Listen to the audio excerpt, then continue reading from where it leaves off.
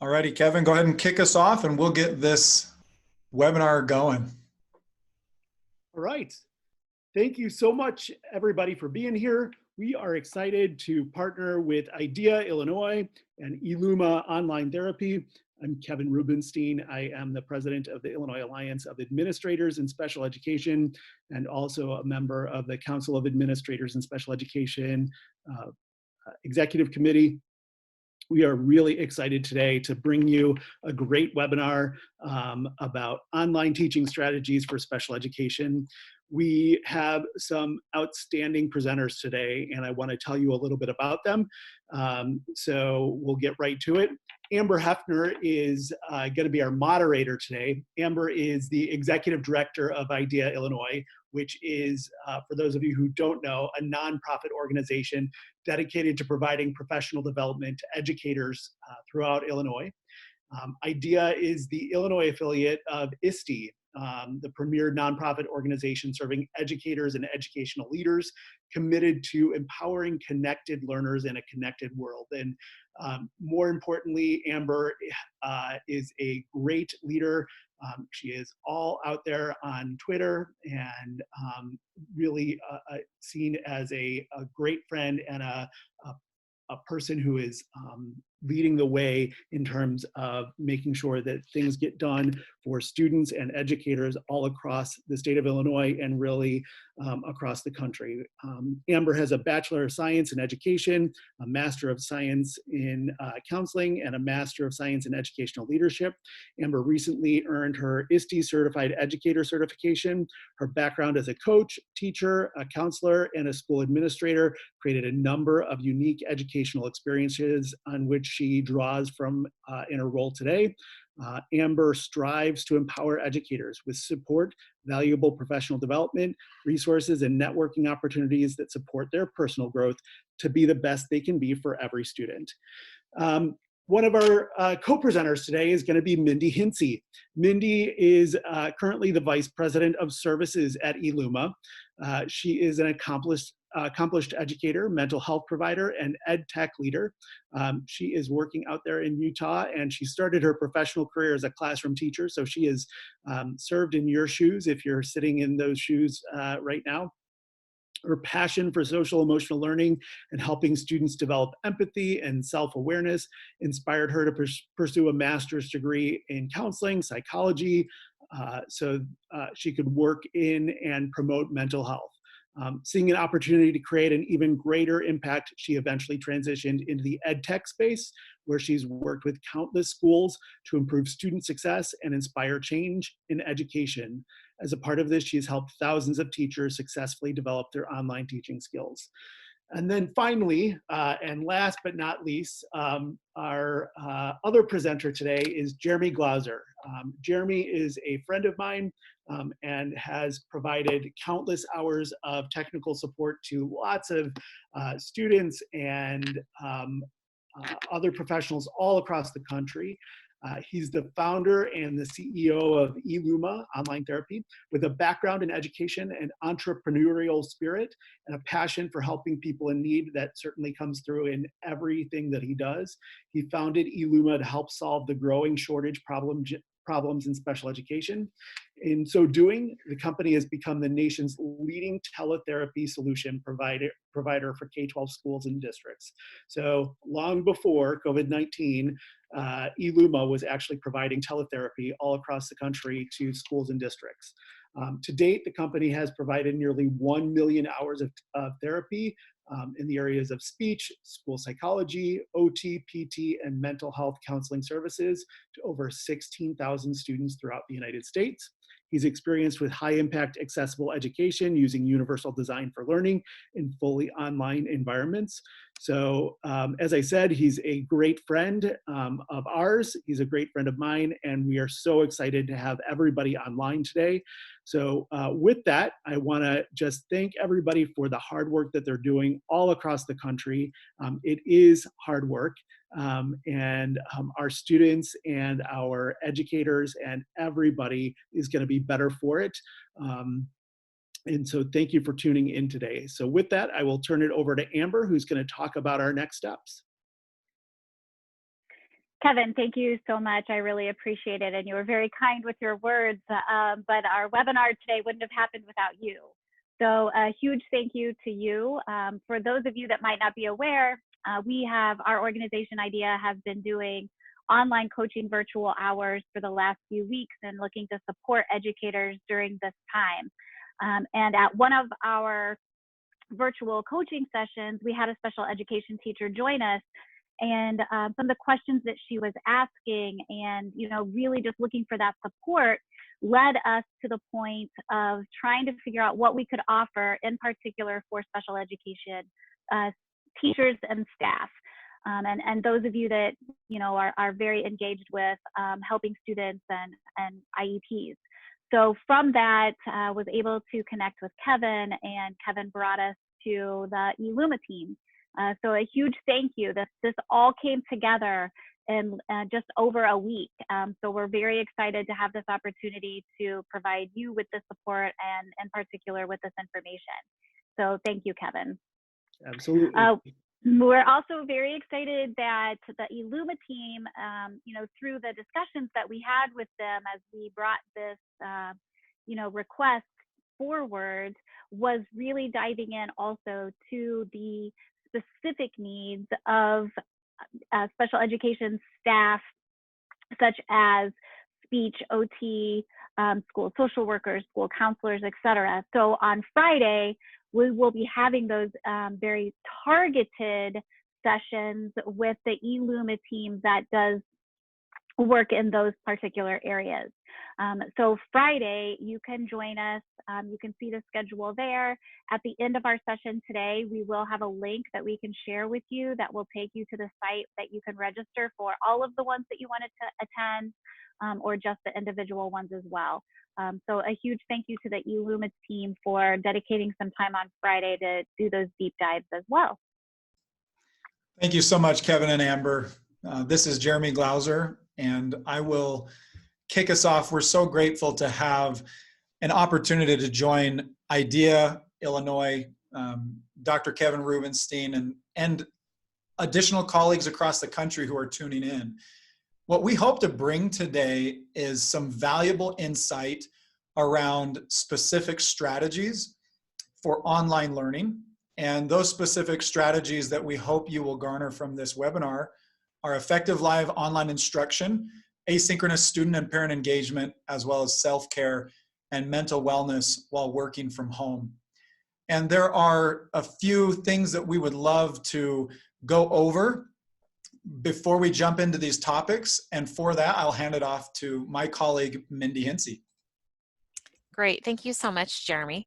There are a few things that when you're moving to the online space, you just might want to consider your setup. So let's take a look at three things that are pretty important when you're working from home. One is your audio. So to make sure that you can have a clear voice when you're speaking and that you're not overshadowed by maybe some background noise, we really recommend a headset with mic or a desktop mic with headphones. We know how it is working from home where you've got pets and kids and noise from the outside, construction, things like that. So using a headset with a microphone is really best practice.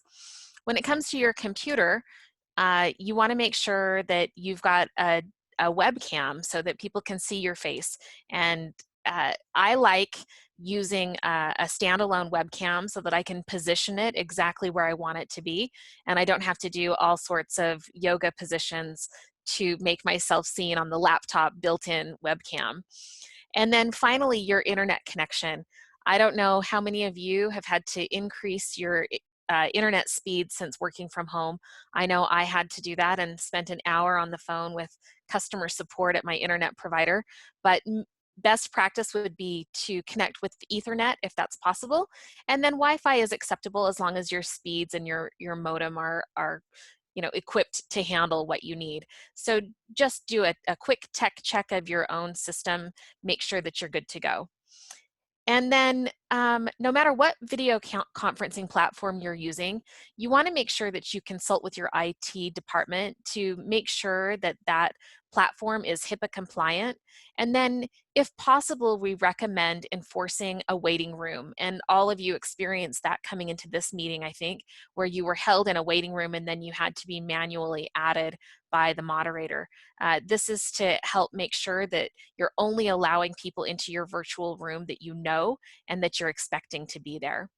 And then finally, in your web conferencing platform, you want to make sure that you disable the microphone and video by default when people are entering your room.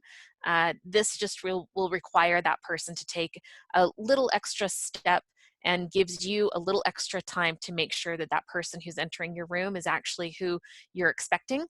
And then finally, disabling the GIF or the picture file sharing so that you're not caught off guard by somebody sharing something inappropriate in the chat. Aside from that, oh, I do want to tell you this disclaimer that in order to be HIPAA compliant, your school must have signed a BAA with the video conferencing solution. This is not something that you as an individual teacher would need to worry about, but just make sure you check with your IT department. And then finally, we want to focus on the 4 priorities per CEC and CASE. And I love how this really distills down what we should be working on and what we should be considering. So number 1, focus on the safety, health, and welfare of students and staff members in your community. Number 2, provide FAPE. Deliver services to as many students as you reasonably can in the best way you know how. And 3, this one's really important, document your efforts, document everything. Make sure that your documentation is focused, consistent, detailed, and that it demonstrates a good faith effort to provide good services. And finally, regarding compliance during the pandemic, IDEA was not built for this. So as long as you're documenting that you're doing your best and that you're demonstrating good faith effort, we should all be okay. And with that, I think after you've taken all those things into consideration, you're good to go. So Jeremy, now it's back to you to talk about effective online instruction. Perfect. Thank you so much for reiterating a few of those things to remember, because when we are moving to an online setting in a crisis or a pandemic like this, that documentation is so critical. Making sure that you demonstrate a good faith effort, you show FAPE in the process as best as you can. And as we get into effective live online instruction, I want to point out something really important for all of our administrators, educators, related service providers, and that is online learning during a pandemic is different than online instruction for the long haul. So today, what we're really focusing on is effective live online instruction in a way that you can get ramped up quickly and you can be effective. And we're not necessarily talking in terms of a long haul, although of course there's lots and lots of crossover. So hopefully you can walk away with some really good strategies for live synchronous instruction. There are 10 strategies that I would love to go through with you today. And the first one is to have grace. Everyone's in the same boat. No one could have predicted what was about to happen. And we're trying to do our very best. And so teaching now online overnight can be stressful, and not just for educators, but for students and families. But if it does bring any kind of peace to know that everyone is experiencing the same thing, remind yourself that you're not alone and that we're all in this together. Also remember that IEP goals online do look different than an IEP goal that you might be working on in person in the same physical location. And you may need to consider, you may need to consider that quite a bit, but do your best, right? Adapt, be creative, have grace with the students and with yourself. Another important strategy that builds on what Mindy reminded us about with this setup is the best camera positioning and setup. When you're working from home for the first time or doing online instruction for the first time, you do want to make sure that you've got a good chair height, you've got a desk and a computer that are all a good, comfortable height for you. You're going to be sitting at that desk a lot more than you may have imagined. And to simulate eye contact, you really are looking into the camera on your computer or the external camera that you are plugging into your computer. So whether it's one-on-one and you want to give Tommy that eye contact, or it's a group session, you'll want to look into that camera and simulate eye contact. And we all know that as educators, that stern eye contact can be a signal for redirection and feedback. Now, another thing that you want to consider when setting up your camera for online instruction is body language. Normally, our body language is visible when we're in the same room, the same physical room, but online you might need to elevate your body language and bring your hands up to your chest or your shoulder level, or think about sitting back a little bit further so that you can show more of your body language. Same thing with physical manipulatives, whether it's a stuffed animal, flashcards, or any other kinds of pictures and physical manipulatives, you'll need to think about the framing. Now, if you're in Zoom, you will be able to see your own image, and that way you can be able to position those physical manipulatives in a way that the students can see them and can respond well to them. Now, as we get our workstation set up and we're preparing and practicing, there are some critical things that we would remind you about. And keep in mind that a lot of this information is curated with experts on our team, but around the country, and we're trying to distill this down. So there's a lot of different ways to approach this, but this is one way that we recommend that you think about going online. Gather your digital tools and materials. If you're like me or a lot of other educators who have taught in a physical classroom, then you might have a lot of physical assets. And you need to think about transitioning those to a digital format. After this webinar, we'll provide links to a lot of free resources that you can leverage out of the box. From TED Ed to Scholastic to News2You, and a lot of other companies have graciously opened up their curriculum for free temporarily. Now, prepare for online delivery by logging into Zoom or your video conferencing platform of choice. Practice screen sharing, practice positioning yourself, and then invite a friend to practice with you or a colleague. Ask them what they see, ask them what they can do or what they can't do. And this is going to give a lot of really good insight to how you deliver that online instruction. And preparing beforehand can keep the momentum going. When you're online for the first time, it can be difficult and you're trying to locate materials. But if you're prepared as best as you can keep that momentum going a little bit better. Now, my friend Dr. Grillo in Ohio has provided some really valuable information about getting online quickly for the first time during a pandemic like this. And it's not revolutionary pedagogy or anything like that, but again, it can simplify it and help you focus. Because remember, as an educator or a related service provider, you're really talented. You've got a lot of skills. You were educated. And just because you're going online doesn't throw all of that background out the window. So take those solid pedagogical principles that you've learned and adapt them. You don't need to throw it out and start from scratch. So write the learning outcomes, right? Make sure that you focus your lesson plans. And then look at ways to assess. A lot of you in these school districts, you've already got LMS systems or you've got existing tools for rubrics, quizzes, surveys. If you don't have an existing tool, then you can resort to something like Google Forms to survey and to assess. And you also want to create and curate these learning materials and activities and use a combination of types of activities. We'll talk a little bit more about that.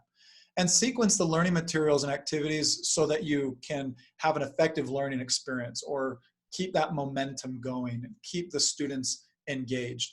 One example might be structuring your learning experience like get ready, get set, go. And that can help the students see the content build on itself and see the underlying principles that you are using to build your lesson plans. And then write out some instructions for students, right? Include steps or numbering, include due dates, provide audio as needed. We're working with students with disabilities or exceptionalities, and it will require creativity as we try and instruct these students live and online. But these are some important reminders that as an educator, still you are talented and skilled, and we just need to adapt. So here's an example of my own kids.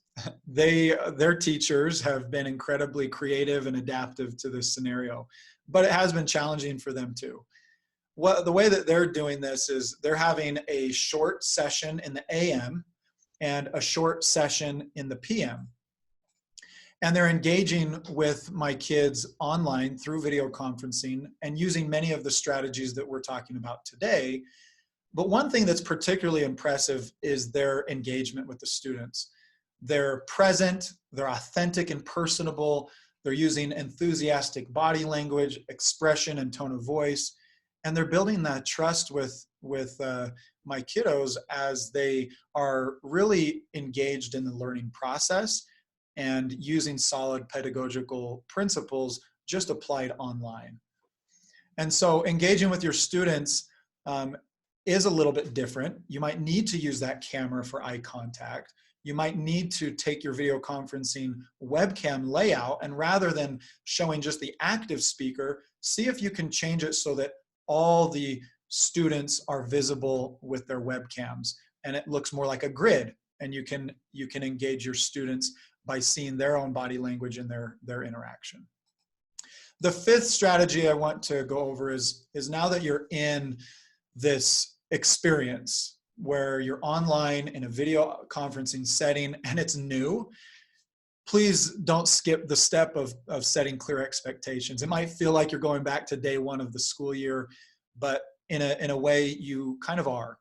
And you'll want to set a class schedule and communicate it clearly. Define how you're going to communicate.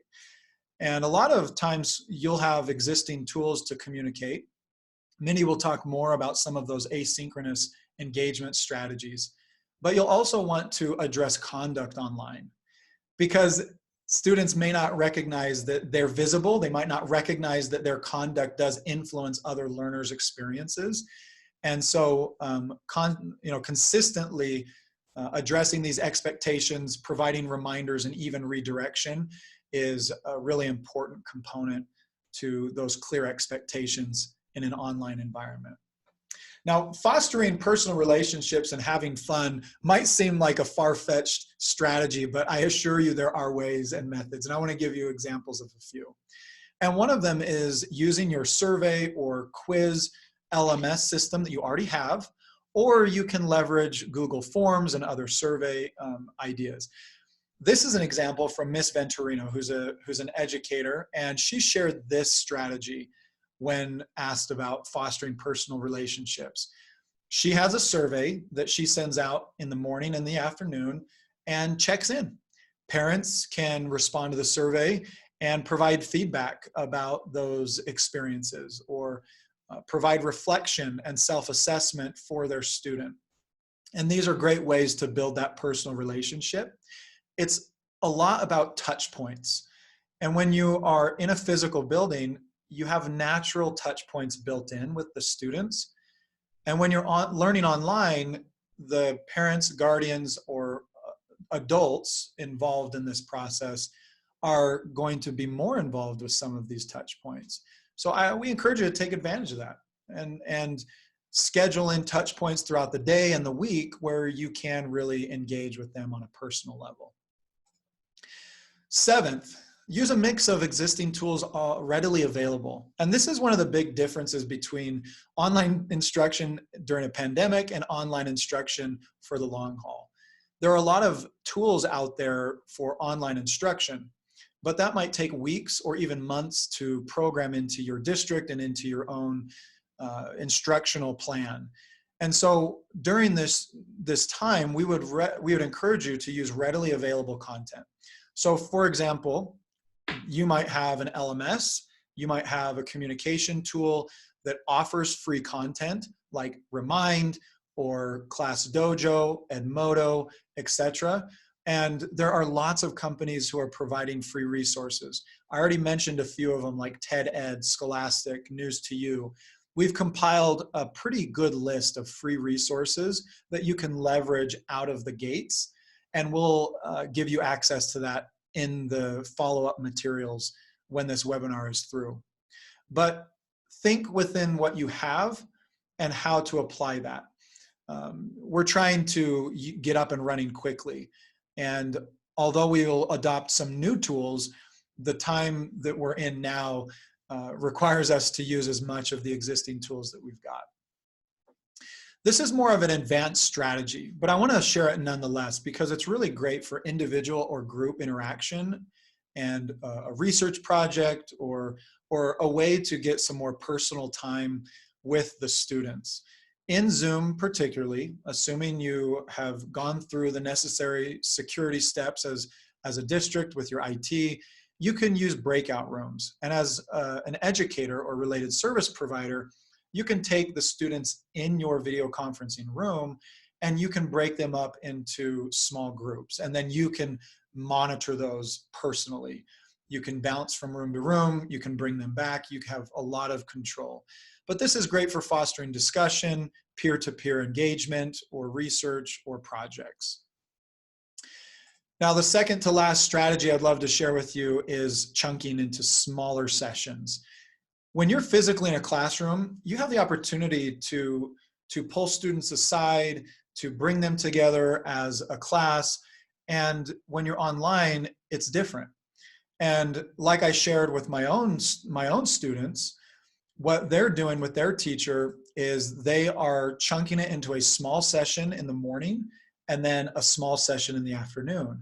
And this provides for a really great pattern of activity.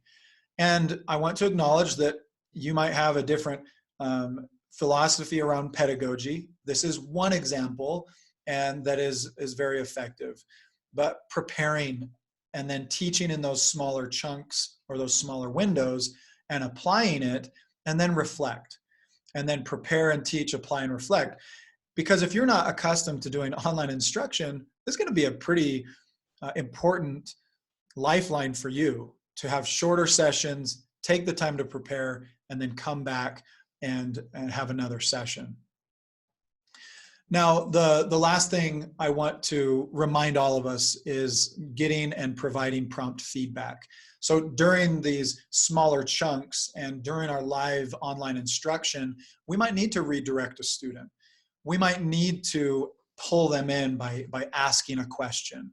But we can also do that outside using various tools like your surveys, or using a secure school communication and parent communication platform. But don't forget that instruction, assessment, adjustment, and then soliciting student response and giving a teacher response is an important part of the learning process. And that can also be applied here in an online setting as well as it can in a physical classroom. Now, we will be providing this slide deck to you after the fact, and in the presentation notes, it's got a lot of links to outside resources that you can leverage. And I'm going to turn it over to my colleague, Mindy, who is going to address more of the asynchronous parent and family engagement. Thanks, Jeremy. And as I go through my 5 tips for asynchronous engagement, you might feel like I'm repeating Jeremy quite a bit, but that's because it's good practice. So let's dig right in. And one of the first things I'd like to say is that just like in your classroom, you design a variety of learning activities and you use interactive teaching strategies, maybe like reading and reflecting, think, pair, share, close reading, flashcards, games, puzzles, and more. You can ask your students to do those same things in the asynchronous time. That's the time that you're not face-to-face with them. So you could have them focus on their learning to gather, analyze, and report information. You could have them do their own deep dive on a topic or content. ask them to make connections between the content and their own lives. And it's so easy. All of our students have access now. I shouldn't say all, but many of our students have access to their own device where they can record. So they can take a picture of their project that you had them work on, or their written work to send it to you, or even in your next face-to-face time with them, they can share their work with you via the webcam. But the point is, keep the asynchronous activities just as varied as you would if your students were in your own classroom. Okay, we also need to provide a helping hand for our students. I don't know how many of you have ever tried to help your own fourth grader with math, but it's a little bit different from the way that we learned. And how many of you have heard, well, that's not how my teacher does it. I'm telling you people, the struggle is real, and we need to provide helping hands for our students while they are doing asynchronous work. So consider providing text-based tutorials or help sheets, videos or audio instructions, and web links to additional resources to support your students and your parents. And that leads me right into my third tip for you, which is leveraging multimedia tools. Multimedia is a great way to keep kids engaged, and you can also leverage those same tools to provide the helping hands that I was just speaking about. Aside from being able to record instructions so mom and dad or other caregivers can see how you do the task, so they're better able to help their children, our kiddos with learning disabilities may need to watch or hear the instructions multiple times. Now, Jeremy shared a little bit about his own children, and I don't have a picture of mine, but 4 of my 5 children have mild to moderate learning disabilities. 3 of them have processing disorders, so being able to listen and watch instructions multiple times isn't just a nice thing for them to have, it's actually critical for their success.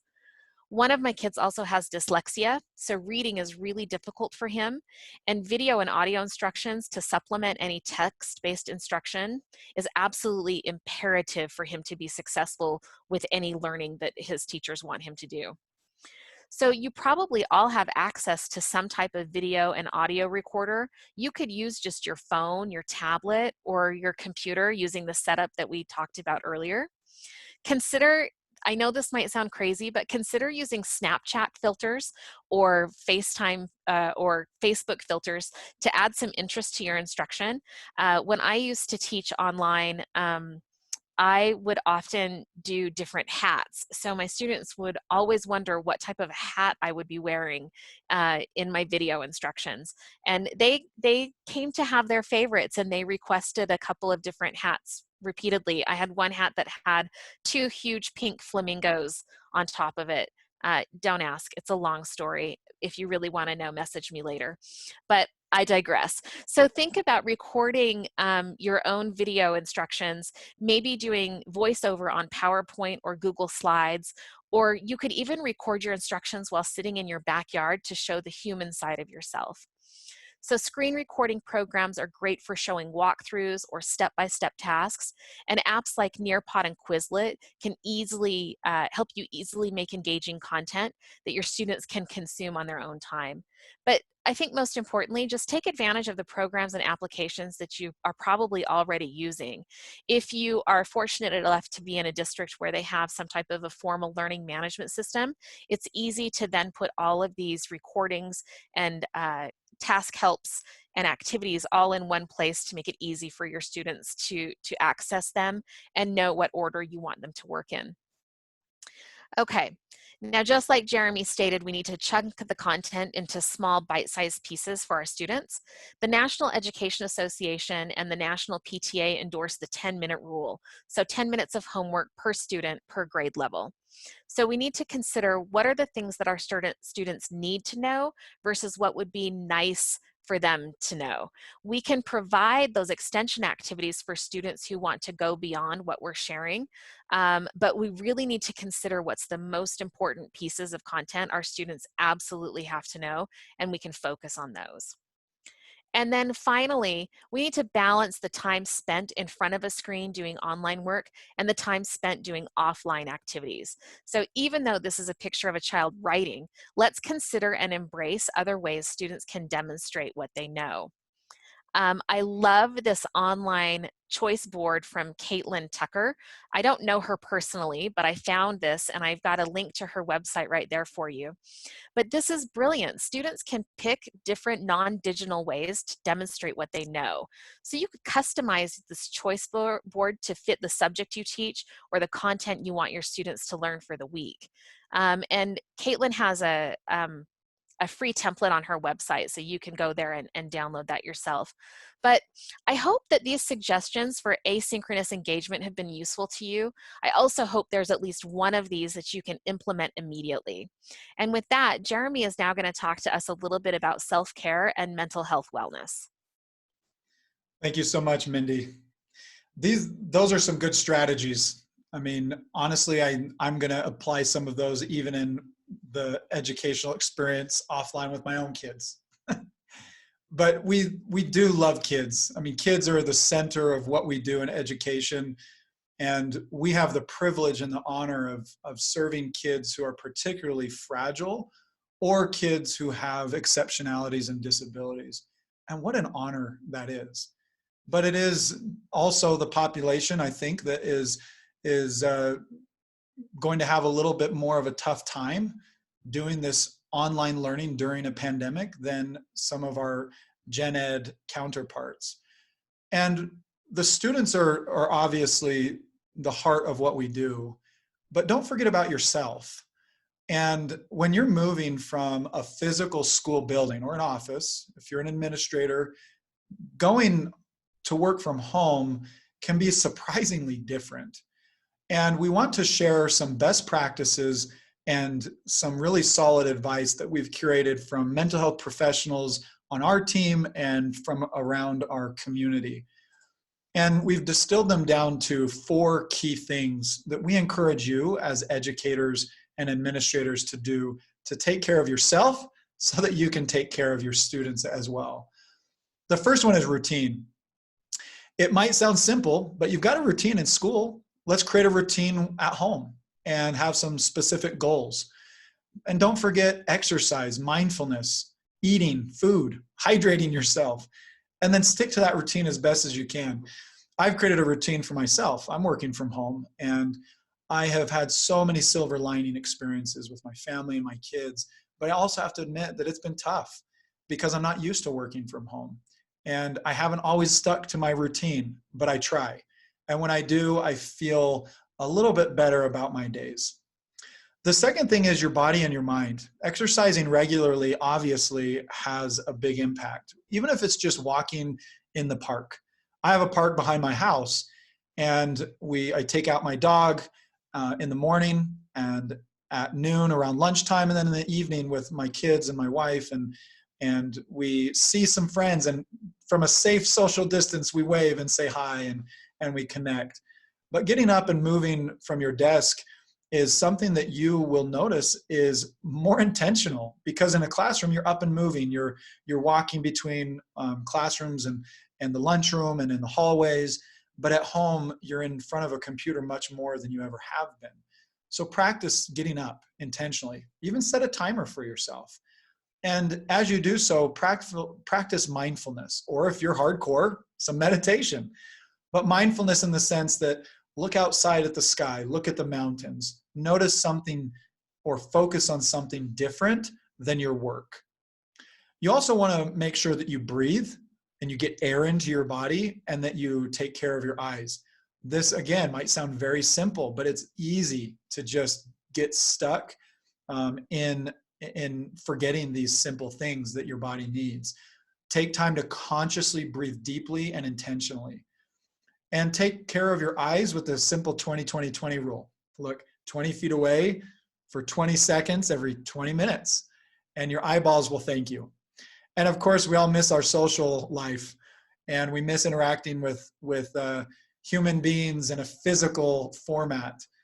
But there are ways to do that. And even though social distancing and quarantining and even shelter in place measures are in place for a lot of us, we can also have video coffee talks with our colleagues. We can have social hours online through video conferencing with our colleagues. We actually did that the other day. And if you go on a walk, you might see some neighbors and keep a social distance. Or if you're like my wife and some of her friends, they go to a parking lot, back up their cars, sit in their trunks, far enough away from each other to be safe, and just talk. There are lots of ways, but they're different than we might be used to. And we encourage you to create a routine that you can really thrive with during these school closures that are hopefully very temporary. Now, this is a sample routine from Mrs. Smith. Mrs. Smith is a special education teacher, and this sample routine can give you a really tangible idea of what that looks like. And notice that we've got some self-care in the AM. We've got some self-care around the lunch and midday. And then we have our PM routine. Along the way, you'll see here in red highlight, we do have to address real world moments. And if we have young kids or teenagers or we're empty nesters, there are going to be kids or animals or other duties that we have to attend to when we are all at home and we're working from home for the first time. So make sure that you have grace with yourself as well as your students and parents. And throughout the AM, schedule some very specific times to do announcements or to message or to make personal connections. During midday, after your lunch bunch and a little walk around the park, check and connect with families and students, post to your classroom communication app. And in the afternoon and throughout the day, make sure that you are documenting, making sure that you are really focusing on FAPE as best as you can during this pandemic, and then recording how you're doing that so that when all is said and done and we're back to a normal schedule, we can look at these few months and we can see all of our efforts and point back to them. Hopefully these are a few tactics that you can find useful as you implement live online instruction during a short-term remote teaching experience, but also asynchronous engagement with your students and their families. And then of course, don't forget about yourselves. Thank you so very much for allowing us to share a lot of these insights that are distilled and curated from experts around the country and many, many hours of experience doing online instruction. We hope that it can help you thrive in this period of time. And we appreciate all that you do for students across Illinois, and for those of you outside of Illinois, across the country. And I'm going to hand it back over to our friend Amber Hefner. Jeremy, thank you so much. And Mindy, thank you. What some great information. And we appreciate your experience, not only with being experts in doing online strategies with students, but also the work from home environment. I've been working from home for many years as well, and your strategies are spot on. It really does change the way that you need to make that approach to working throughout the day. So thank you so much. There were a few questions in the chat, and a big thank you to Kevin, who did answer some of them as well in regards to some specifics on changing IEPs, amending IEPs. So if you do have questions, feel free to put those in the chat. We can answer some of them, but we will also dive deeper into some of the additional webinars. Jeremy has put the slide up for what we are offering on Friday. There is a link I will be putting in the chat window as well that will take you directly to the option to be able to, and I apologize it went in, but not very well, that will take you to our website where you can register for those automatically. Thank you so much, Amber. I actually want to, if you don't mind, I would love to go back to a question that was asked early on, and I'm noticing that our answer may not have arrived to this individual. So if I may just reiterate the question is, how do you recommend monitoring IEP goals online versus in person? Do we need to make addendums? And the answer that Dr. Kevin Rubenstein provided here is Illinois hasn't quite come out with guidance on this yet. What you should probably be doing is looking at the IEP goals, determining what you can provide right now while we are out of school, and then working with the parents to develop some sort of alternate plan for while we are away from school. Amending the IEP could not only create a paperwork nightmare, but also put you in a situation where the home setting is stay put during a due process hearing. We don't want that. Work your hardest, provide good services to students with disabilities, and rest will take care of it, and the rest will take care of itself. So yes, great answer from Kevin. I just wanted to make sure that guidance got out to everyone. Thank you, Jeremy. We have another question, and I believe, is Kevin still on? I wasn't sure if he was still joining us. Terry's asking, do you have any idea on when ISB might come out on guidance for IEP goals and benchmarks? And Terry, I know that Dr. Rubenstein did answer that for another individual. He said that ISB is currently working on that. He did not give a deadline as to when those guidelines will be coming out, but he did say they are in the process of working on that. Perfect. Jeremy, there's a question in here in regards to Hangouts. Does anyone have Hangouts but can't see students? I had someone else ask me about this the other day as well. And I believe they're talking about Google Hangouts, Google Meet. And it would be my understanding that the district technology administrator would be the one who would need to change that setting within the domain.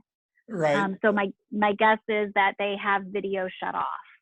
Yeah, that's correct. So what we would recommend is that you work with your district IT, because it could be an array of administrative level settings, etc. It could be that, like you said, Amber, that the cameras are just not turned on. It could be that the administrator in your IT department over the Hangouts tool for video conferencing is just configured in a way that it doesn't show the student. So yeah, that is a question that you will need to direct to your IT department within the district. Thank you, Jeremy. There is another question, and I don't know if this team right now can specifically answer this, but the first, one of the concerns I know for special education teachers right now is the guidelines for missed minutes, and how should we address that? Jeremy and Mindy, I don't know if you have a specific answer to that right now, but I can say that the meetings that I have been on, I know that this is an issue that many have brought up, and that the State Board of Education, I believe, will be addressing this in their guidelines once they get those out as well. Yeah, that's a really good point, Amber. This is actually a federal question that has not been answered. So, I mean, Secretary DeVos, OSERS, and OSEP have not even come out and explicitly answered. What they have come out is what we've shared from the case slide in here, and that is just do your best, document as much detail as you can. And we hope that more guidance comes out, but a lot of this is going to start with the federal level and trickle down to states. And I'm sure LEAs are trying to answer this question themselves on a case by case, but we can't really answer that question, unfortunately, simply because the federal government has not even answered that question. So thanks for that clarification, Jeremy. Another question that came in is in regards to FERPA, HIPAA with Zoom and Google Hangouts. The specialist mentioned they are not in compliance. And I know you touched a little bit on that. Jeremy, do you have some additional to share? I do. This is actually really critical. There's been a lot of news around Zoom bombing, where educators go and get a basic version of Zoom and they don't configure the settings properly, and anyone can jump into a Zoom room, and that needs to be addressed. So yes, there are lots of settings to make Zoom or Google Hangouts or GoToMeeting or any of these others FERPA and HIPAA compliant. So the short answer is absolutely they can be HIPAA compliant. but you do need to address this, or at least ask your IT department. And the key term or phrase for HIPAA compliance is that the district and the provider, like Zoom or Google, have signed what's called a business associate agreement, or a BAA. And that is one of the key indicators for HIPAA compliance. But then, security goes above and beyond just an agreement. It goes down to the settings and the configuration, which should be managed by your IT department. In this follow-up, there's a resource in the presenter notes on the slide about Zoom security that gives you specific settings that you can configure on Zoom to not necessarily make it HIPAA compliant, but to make it compliant from a student data security standpoint. Hopefully that guidance helps. Great, Jeremy, thank you. And that was one of the questions that was asked earlier as well in regards to the presentation being able to be shared as a resource. So you touched on that, but just so that everyone on here knows, yes, we will be sharing the presentation. And as Jeremy just mentioned, there is in the presenter notes specific links and information in addition to what we have shared verbally.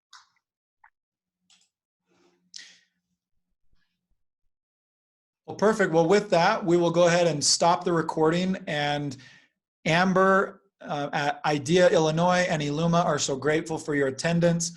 And we will be distributing this recording and these additional resources to you as soon as possible. Have a great day, everyone, and good luck out there. Stay healthy, stay happy. Thank you so much, Jeremy. Thank you, Mindy, and thanks to all that attended. Hope to see you Friday.